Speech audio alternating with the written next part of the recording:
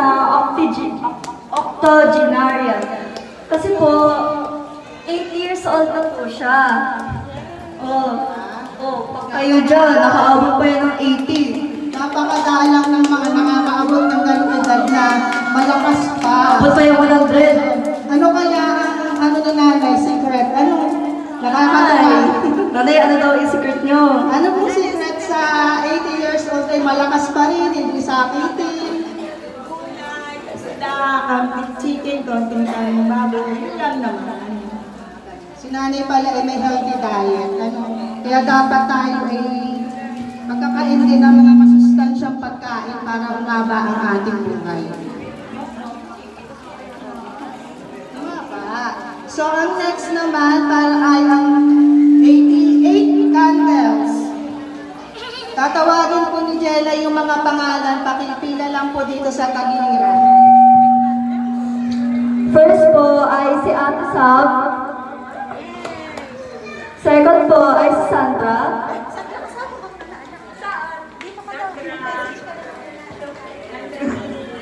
Third po ay si Ate Sara.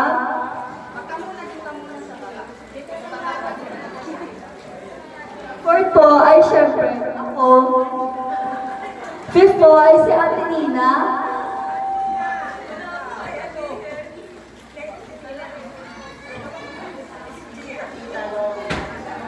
Next po ay si Tita Lori. Andito po kaya?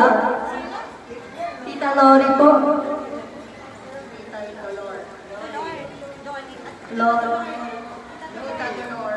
Next po ay si Tita Dolor. Ang last po ay si Tita Yoli.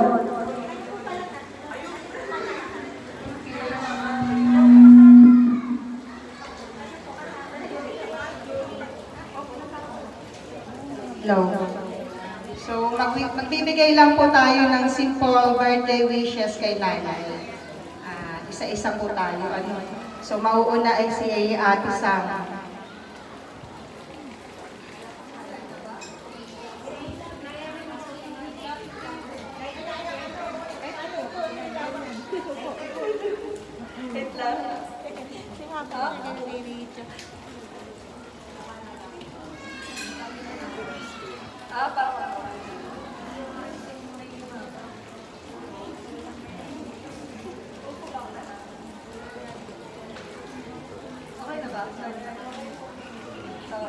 Ayun.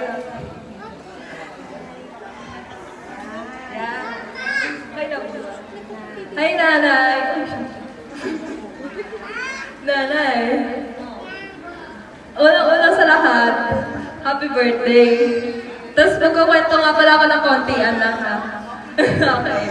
Noong mga bata kasi kami, lagi kami lalo na nasa Maynila pa kami, lagi kami ni nanay na pinupuntahan. Sobrang lalo na pag nabisita si nanay, tuwang-tuwa kami kasi lagi may pasalubong, lagi pati si nanay na nag-aabot ng pera. Yung panahon kasi namin, medyo gipit pa kami. Kasi nga, di pa kami masyado nasa Maynila nga kami doon, di ba? Then, si nanay, lagi siya nandoon. At the same time, natatawa nga ako doon naman doon si nanay na nadalaw sa amin. Pero, at the same time, natatakot ako kapag nandun si nanay. Kasi sobrang strict talaga ni nanay ng dati. Kasi, nung time na nun, ano ba yun? Pa si nanay ayun, kami lagi ni Sarah nun. Kasi kapag kay Tita Nurse, si nanay yung lagi kinakat. Si Tita Nurse kasi di ako masyadong taot dyan. Si nanay lang tayo kinakatakutan ko. Kasi nga, iba yung ni nanay. Pero nung si Jenny nandun na, biglang bumait. Sabi ko, may favorite ba kayo? Ayun, grabe ko naman, at least kahit si nanay, medyo mahinahon na ngayon. Kasi nung mga panahon nun, dahil nasa 60 pa lang si nanay nun, pa lang si nanay nun, malakas-lakas pa nun. Tapos lagi ko pang kasama si nanay mag-SM, mga ganon. Tapos ayun, lagi nga may pasalubong, di ba? Tapos, ayun na nga. Ngayon mga panahon na to, kahit na nung high school ako, si nanay po rin yung laging pinapuntahan ko kasi nga lalo na lagi pa rin magbibigay ng pera yan. Ang lakas ni nanay. Ayun. Tapos si si Jellica minsan ginagamit kong backup, kunwari. Si Jellica yung aking ano. Ayun lang. Pero ngayon, nakakatuwa naman kahit 18 na si nanay, malakas pa rin yung kanyang ano, kalusugan niya. Tapos hindi pa rin siya nagaganon. Ay, hindi pa rin siya parang, ano, laging same old nanay pa rin siya. Tapos sobrang ano, energetic pa rin siya kahit na medyo na ano na siya. And thank you talaga kay nanay kasi isa siya sa mga journey na nag-ano ko sa kanya. Siya yung isa sa mga pinapuntahan ko lagi rin si nanay nagbibigay ng payo, and at the same time, parang ano siya, wala nanay, love na love kita. Ayun, thank you nanay.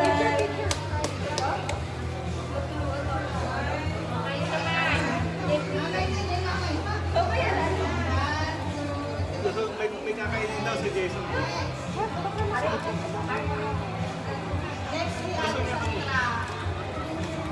Ate Sandra, okay lang yun ate. Okay lang yun, kahit mag-happy birthday ka kay nanay.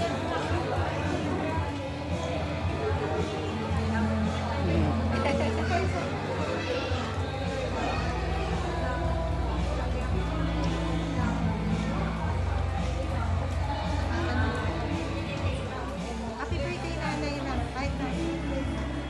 Sabihin naman ang part gusto mo sabihin niya. Happy birthday po, nanay. Sana po mabuhay po kayo ng hanggang 100. Lampas pa. Lampas pa. Lampas pa. Lampas pa.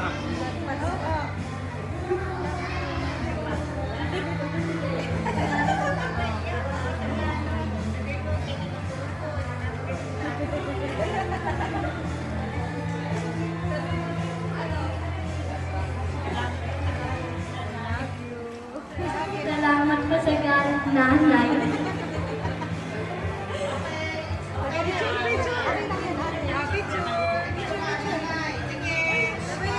O yung ano, yung apoy, yung kandila, mas maano yung ano, yung buhok mo.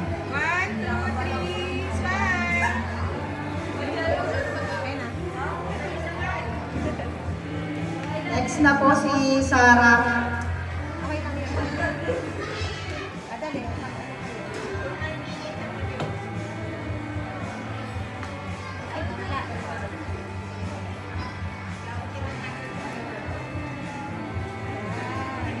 Hello.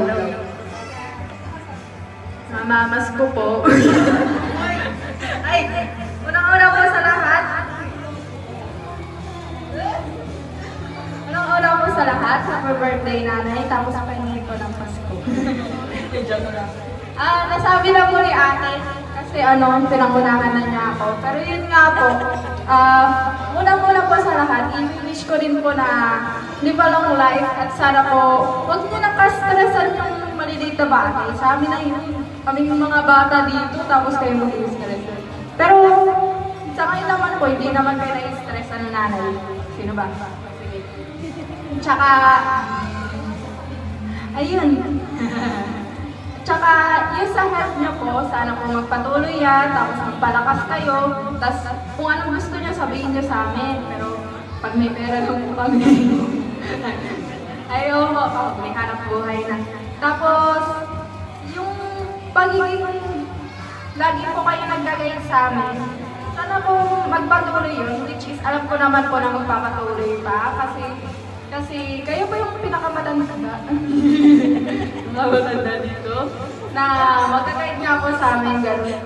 Tapos, happy birthday ulit po, tapos Merry Christmas, tapos Happy New Year, tapos may niyo pong pamaskay. Sure na!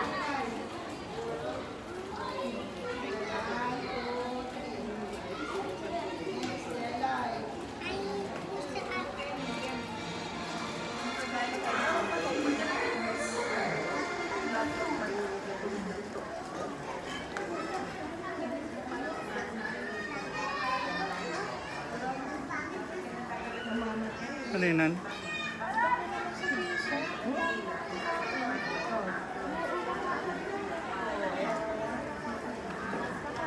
Hi, nanay. Happy birthday po, nanay. Kasi po, magsa-story time po muna ako katulad ni Ate Sam.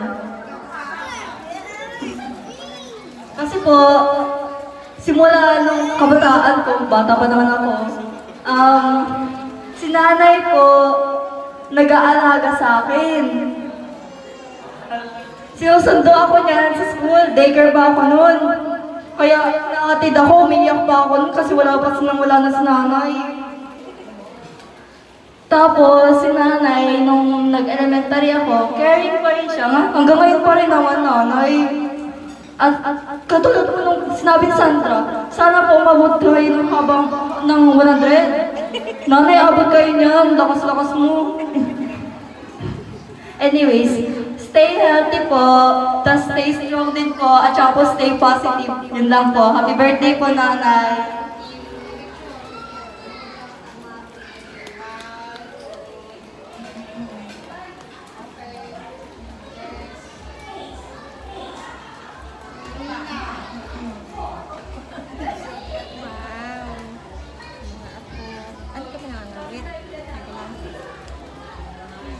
Happy birthday, nanay. So,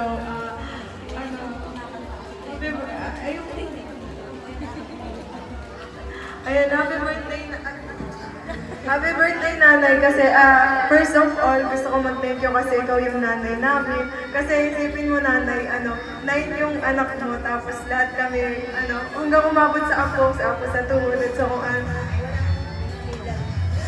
lumaki kaming mabuti at maganda, gwapo, talented, like, lahat na nasa amin na nanay, kasi dahil sa'yo, like, and then, yun, parang, basta, kasi nagkaganto ka, diba, nung isang araw na nanay yung parenting, yung gano'n, tapos na-realize na pagtanto ko lamang na maganda talaga yung pagpapalaki mo sa mga anak mo, na kung saan na pangana din sa amin. Like si Mami, syempre, mabait yung maganda yung pagpapalaki sa amin dahil nanggaling din sa'yo. Kaya yun lang naman. And gusto ko lang din mag-thank you kasi lagi mo kami ginagabayan kahit kahit magkaiba na tayo ng thinking, magkaiba na tayo ng panahon. And malakas yan, katulad ng pananalig. Ayun, and thank you lagi sa prayers, and wala naman akong masasabi kundi thank you sa lahat. Yun nga, yung mga prayers mo na kung saan lagi kami kasama, and yun, and stay healthy, yun lang naman. Thank you. Ay, love you.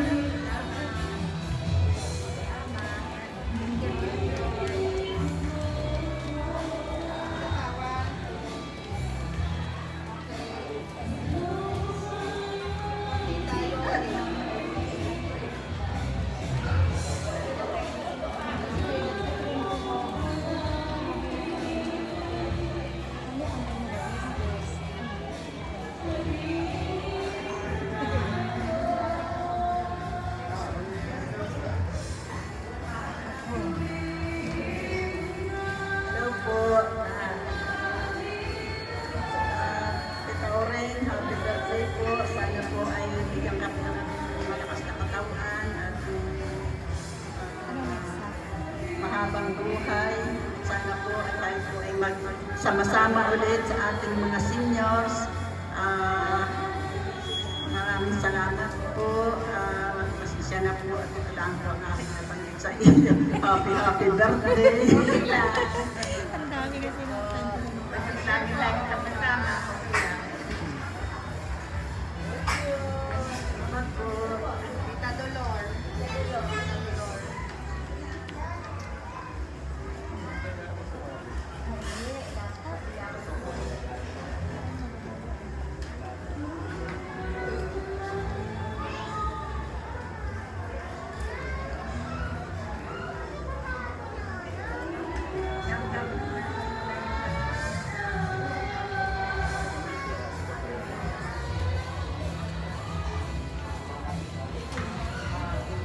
Birthday po, Tita Aw. Sana po bigyan ka ng mahabang buhay at kalusugan ng katawan.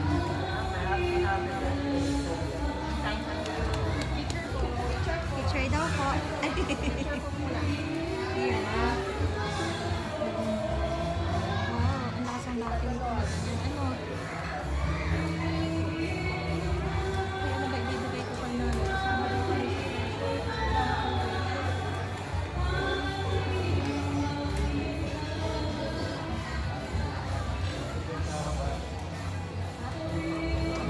magandang hapon po, Tita Au. At ikaw ay pinabati ko ng happy birthday.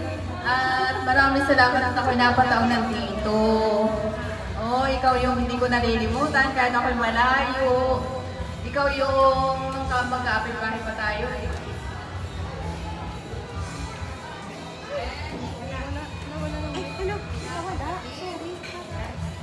At kuhaan ko ng payo pag ako may problema.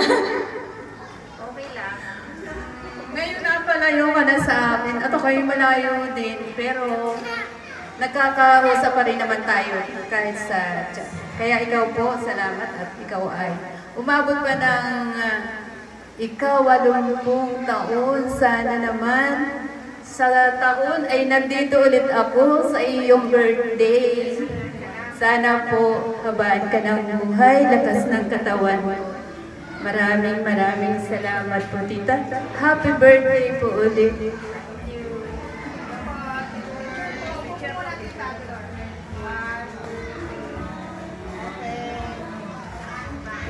na lahatan. Ay, mag-blow mo ng candle. Ay, blow muna ni nanay. Blow mo muna yung candle. Blow sa isa lang. Mag-blow ko lang yan. Blow. Kaya. Matapang yan.